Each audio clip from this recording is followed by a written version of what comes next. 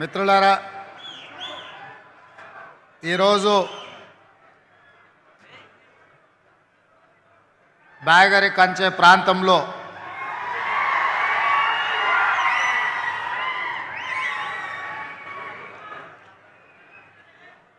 మన ప్రభుత్వం ప్రజాప్రభుత్వం ఒక బ్రహ్మాండమైన గొప్ప ఆశయంతో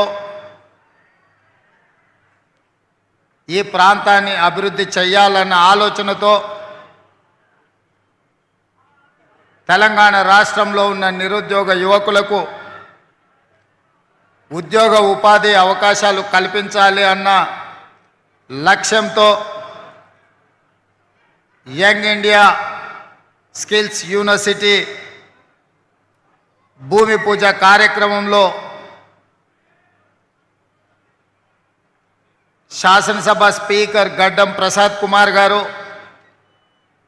ఉప ముఖ్యమంత్రి వర్యులు బట్టి విక్రమార్క గారు, ఐటీ అండ్ ఇండస్ట్రీస్ మినిస్టర్ మిత్రుడు శ్రీధర్ బాబు గారు, ఆర్&బి మినిస్టర్ పెద్దలు కోమటిరెడ్డి వెంకటరెడ్డి గారు, ఈ ప్రాంత శాసనసభ్యులు మల్రెడ్డి రంగారెడ్డి గారు, అదేవిధంగా ఈ మధ్యకాలంలో కాంగ్రెస్ ప్రభుత్వం నియమించిన వివిధ కార్పొరేషన్ల చైర్మన్లు, అదేవిధంగా మాజీ శాసనసభ్యులు మిత్రుడు కిచ్చనగారి లక్ష్మారెడ్డి గారు,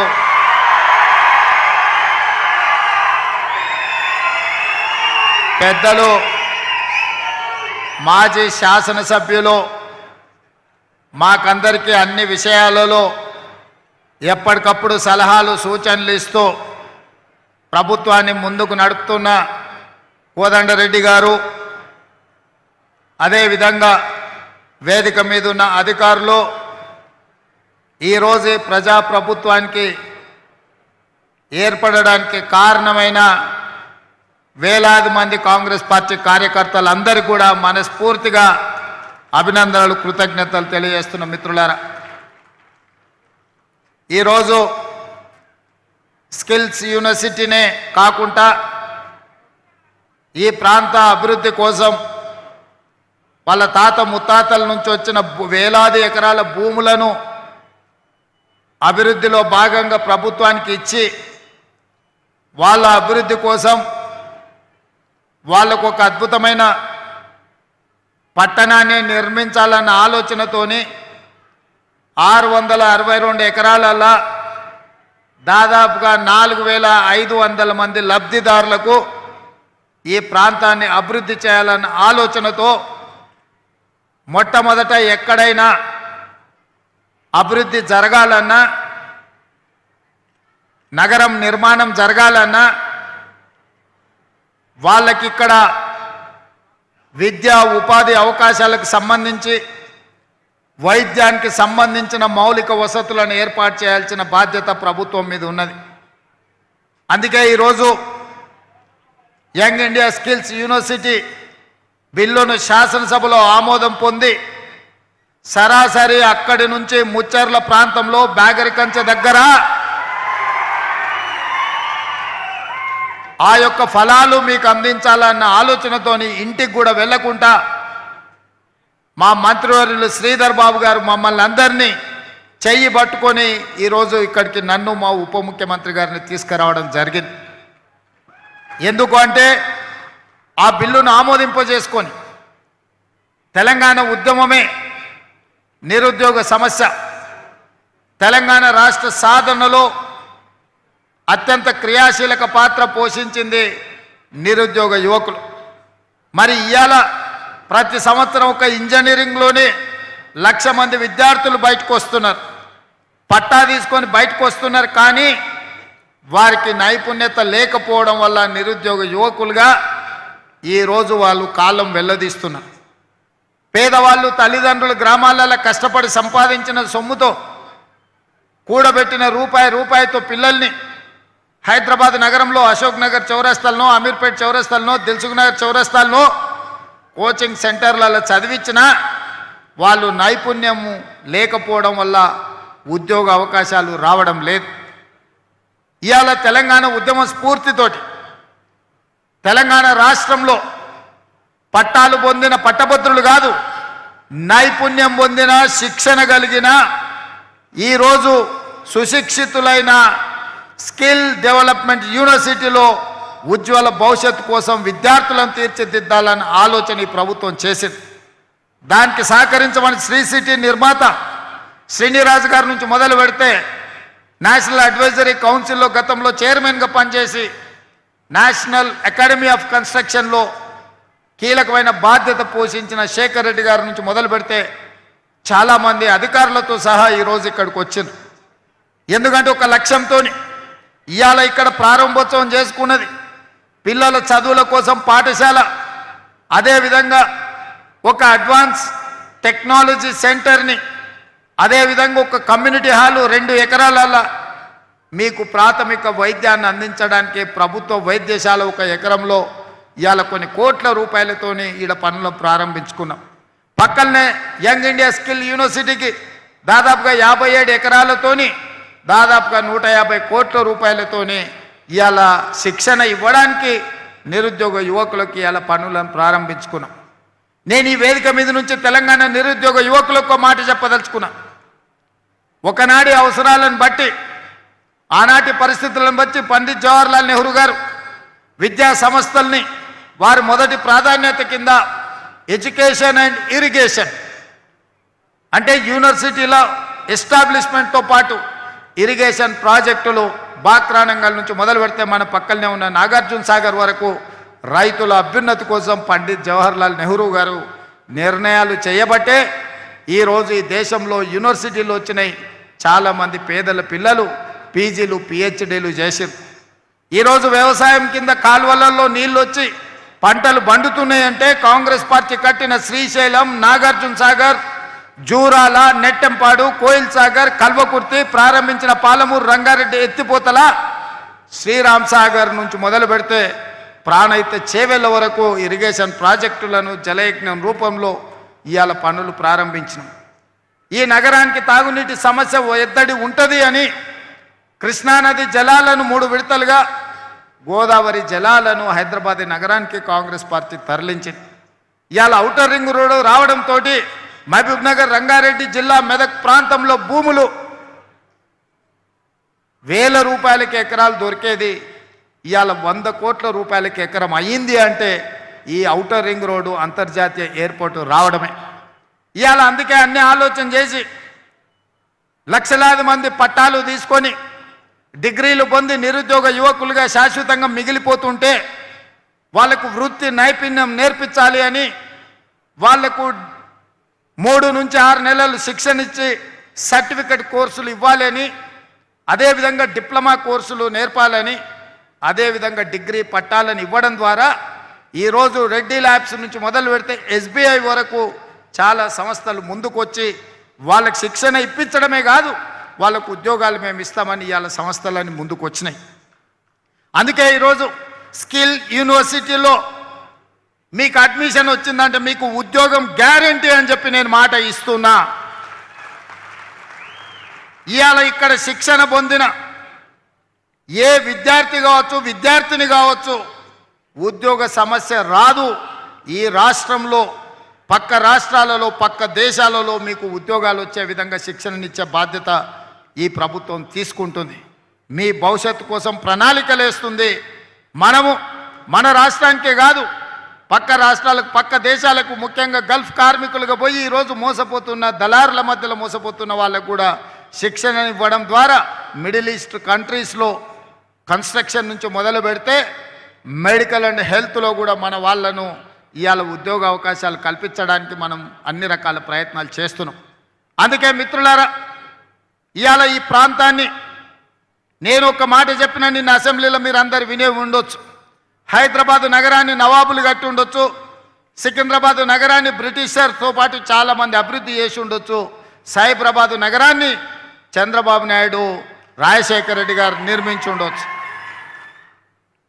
ఇవాళ 3 నగరాలు వాళ్ళు నిర్మిస్తే 4th సిటీ ఇవాళ బాగరి కంచెను ఫ్యూచర్ సిటీగా మార్చబోతుంది. ఈ వేదిక మీద ఉన్న నా మంత్రివర్గ సహచరులతోటి నేను అసెంబ్లీలో మాట్లాడుతూ ఒక ఆయన ఎటకారం చేస్తున్నాడు.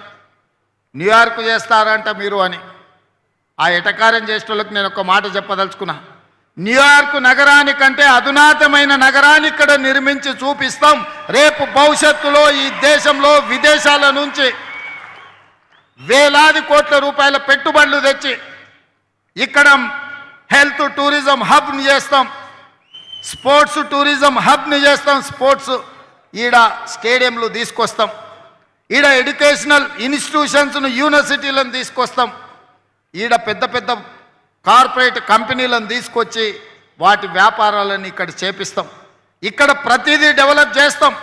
మన ఈ ముచ్చెర్ల ప్రాంత భూమి కానుకొని కడతాలు మహబూబ్ నగర్ జిల్లాలో ఉన్న ఆమంగల్ కడతాలు ప్రాంతంలో ఉన్న వేలాది ఎకరాల ఫారెస్ట్ ఏదైతుందో అర్బన్ ఫారెస్ట్ కింద డెవలప్ చేసి నైట్ సఫారీని కూడా అందులో డెవలప్ చేస్తాం. పర్యాటకులు ఎక్కడున్నా ఇక్కడికి వచ్చి చూసే విధంగా చేస్తాం. ఇవాళ ఈ కూర్చున్న ప్రాంతానికి ఇవాళ హైదరాబాదు నగరం నుంచి ముఖ్యంగా నాగోల్లో ఉన్న మెట్రో రైలును ఎల్బీ నగర్కు తీసుకొస్తాం. ఎల్బీ నగర్ నుంచి ఓవైసీ హాస్పిటల్కి తెస్తాం, ఓవైసీ హాస్పిటల్ నుంచి చంద్రాయన గుట్టకు తెస్తాం, చంద్రాయన గుట్ట నుంచి P7 రోడ్డు ద్వారా ఎయిర్పోర్టుకు తీసుకొస్తాం, ఎయిర్పోర్టు నుంచి బాగర్ కంచకు మెట్రో రైలు తెచ్చే బాధ్యత నాది. మీరందరూ సహకరించండి. మనం ఉండంగానే మనం చూడంగానే ఒక అద్భుతమైన నగరం. మీరు దుబాయ్ని చూసి ఉండొచ్చు, సింగపూర్ చూసి ఉండొచ్చు, న్యూయార్క్ చూసి ఉండొచ్చు. వానన్నిటికంటే ఒక అద్భుతమైన నగరాన్ని బాగర్ కంచెను అభివృద్ధి చేసే బాధ్యత ఈ ప్రభుత్వం తీసుకుంటుంది. భూమి అయిన పేదలకు కూడా నేను మాట ఇస్తున్నా. మీ బాగు కోసం, మీ మేలు కోసం, మీ లబ్ధి కోసం ఈ ప్రభుత్వం పనిచేస్తుంది. మిమ్మల్ని 100% ఆదుకుంటుంది. మీ ఇళ్లలో ఉన్న యువకులకు శిక్షణ ఇప్పిస్తాం, ఉద్యోగ భద్రత కల్పిస్తాం. ఆడబిడ్డలకైనా మీ పిల్లలు ఎవరైనా చదువుకున్న వాళ్లకు శిక్షణ ఇప్పించి ఉద్యోగ భద్రత కల్పించే బాధ్యత మన ప్రభుత్వం తీసుకుంటుంది, ప్రజా ప్రభుత్వం తీసుకుంటుందని నేను చెప్పదలుచుకున్నా. అందుకే మిత్రులారా, వేగంగా అభివృద్ధి జరగాలి అనంటే మీ సహకారం ఉండాలి. మిమ్మల్ని ఎవరిని పిలువకుండా కూడా వచ్చి నాయకులు పోలీసుల మధ్యలో టెంకాయ కొట్టి పోవచ్చు, కానీ అట్లా చేయదలుచుకోలే. మీరు మా వాళ్ళు, మన వాళ్ళు, మీకోసం మనమందరం కలిసి కష్టపడి ఈ ప్రాంతాన్ని అభివృద్ధి చేసుకుందాం. ఇది మారుమూల గ్రామం కాదు, ఒక బేగర్ కంచె కాదు. ఇవాళ బంజారా హిల్స్లో ఉన్న వాళ్ళు ఎట్లా గొప్పగా చెప్పుకుంటున్నారో రేపు పొద్దున బేగర్ కంచెలో కూడా మేము గౌరవంగా బతుకుతున్నాం, గొప్పగా ఉన్నామని చెప్పుకునే విధంగా ఈ ప్రాంతాన్ని అభివృద్ధి చేద్దాం. ఈ ప్రాంతానికి పెద్ద పెద్ద పరిశ్రమలను తీసుకొద్దాం. ఈ ప్రాంతంలో ఏది కావాలన్నా దొరికేటట్టుగా చేద్దాం. ఒకప్పుడు వనస్థలిపురంలో పొద్దున ఒక బస్సు ఉండేది, సాయంత్రం ఒక బస్సు వచ్చేది. ఇవాళ వనస్థలిపురంలోకి ఏడికి వెళ్ళాల్సిన అవసరం లేదు. దిల్సుఖ్నగర్ మీకు తెలుసు, దిల్సుఖ్నగర్ సిరీస్ ఫ్యాక్టరీ ఉన్నప్పుడు నీళ్లు ఎట్లుండేదో, ఆ ప్రాంతం ఎట్లా దెబ్బతిన్నదో. మనం ఏది కావాలన్నా కోటికో హ్యాబిట్స్కో పోయేది కొనుక్కోవాలంటే ఇవాళ అదే దిల్సుఖ్నగర్లో విమానం కావాలన్నా కొనుక్కునే పరిస్థితులు వచ్చినాయి. ఇవాళ హ్యాబిట్స్ కోటికి పోవాల్సిన అవసరం లేదు. అట్లనే అంతకుముందు నారాయణగూడ హిమాయత్ నగర్ వాళ్లకు పంచగుట్ట పోవాల్సిన పని లేకుండే. పంచగుట్ట వచ్చిన తర్వాత పంచగుట్ట వాళ్ళకి హిమాయత్ నగర్ నారాయణగూడకు పోవాల్సిన పని లేదు. పంచగుట్ట తర్వాత జూబ్లీ హిల్స్ వచ్చింది, జూబ్లీ హిల్స్ వాళ్ళకి పంచగుట్టతో పని లేకుండా పోయింది.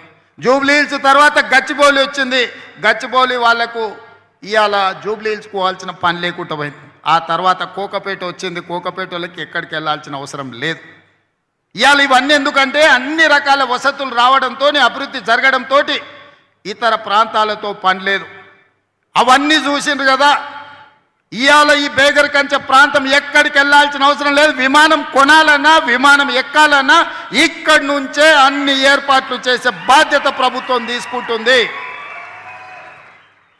4 సంవత్సరాలు తిరిగే లోపల ఇక్కడ ఒక అద్భుత నగరానికి పునాదులు వేసి అభివృద్ధి పదం వైపు నడిపించి ఈ ప్రాంతంలో నివసించే ప్రతి రైతాంగ కుటుంబానికి మీ పిల్లలకు శిక్షణనిప్పించి, మీ పిల్లలకు సర్టిఫికెట్ కోర్సులు చేయించి, మీ పిల్లల్ని డిప్లొమా కోర్సులు చేయించి, మీ పిల్లల్ని స్కిల్ యూనివర్సిటీలో చదివించి డిగ్రీలు ఇప్పించి మీ పిల్లలకు ఉద్యోగాలు ఇప్పించే బాధ్యత ఈ ప్రభుత్వం తీసుకుంటుంది. ఎవరు భూమి పోయిన వాళ్ళు అధైర్యపడకండి, మిమ్మల్ని ప్రభుత్వం ఆదుకుంటుంది, మీ పిల్లలకు మంచి భవిష్యత్తుని ఇస్తుంది అని చెప్పి మీకు అందరికీ తెలియజేస్తున్నా.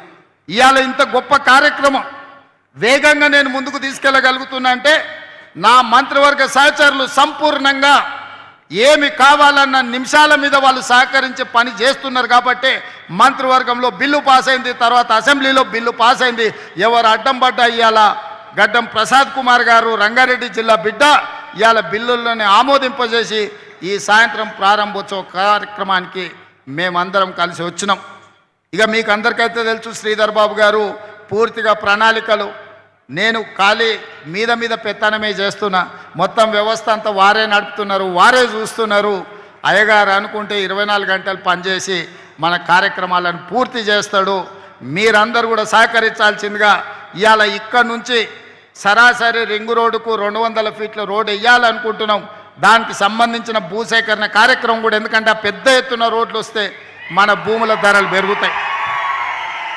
అది కేఎల్ఆర్ గారికి నేను బాధ్యత ఇచ్చిన, మీరు ఎంబడిపడి ఆ మధ్యలోకెళ్ళి ఊర్లకెళ్ళి వచ్చే బాధ తప్పించండి.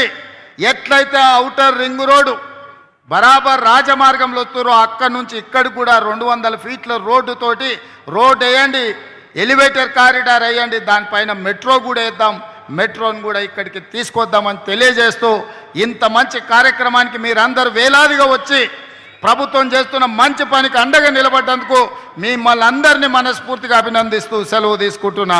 జై.